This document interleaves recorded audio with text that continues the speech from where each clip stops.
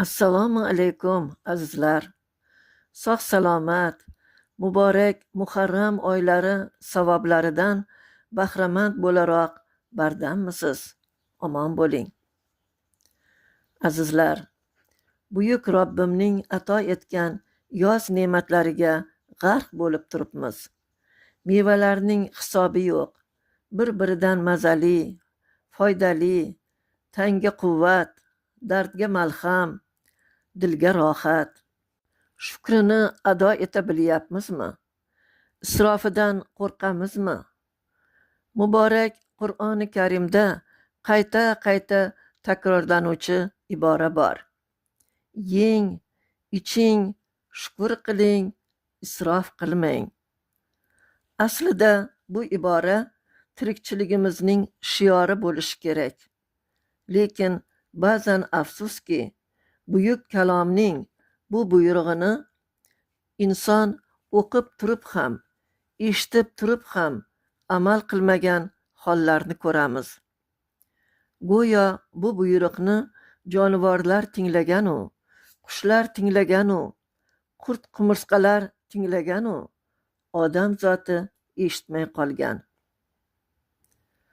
Shu mulohazalar bilan yozilgan bir she'rimni e'tiboringizga havola etaman.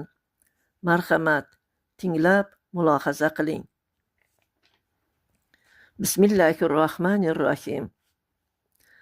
Tar olmalar to'kildi. Bog' ichra xabar yeldi. Tar olmalar to'kildi. Uchib keldi qushlar jon, Robbimga bo'lib mehmon. Chug'ur bismillah, ne'mat to'kibdi Alloh. Talashib tortishish yo'q, alhamdulillah, ko'zlar to'q. So'ng qo'nib kapalaklar, mitdi joni xalaklar. Bir chimdim yetar faqat qanotimizga quvvat. Qolmas qurt-qumursqa ham, borini ko'rar baham. Bog'ga to'lar shukrulloh, mamnun kuzatar Alloh. Bandalar, bizlar kim? Mushtdek oshqozon hokim. U to'lsa ham ko'z to'ymas, ko'z to'ysa odat qo'ymas. Molu dunyo qancha ko'p, obro'ying ham shuncha xo'p. Ko'rib turib isrofin, ne qilgaymiz hisobin. Holimiz kuzatib, voh, ne derkin buyuk Alloh. To'kildi tar olmalar, tashlab qo'ying bir nazar.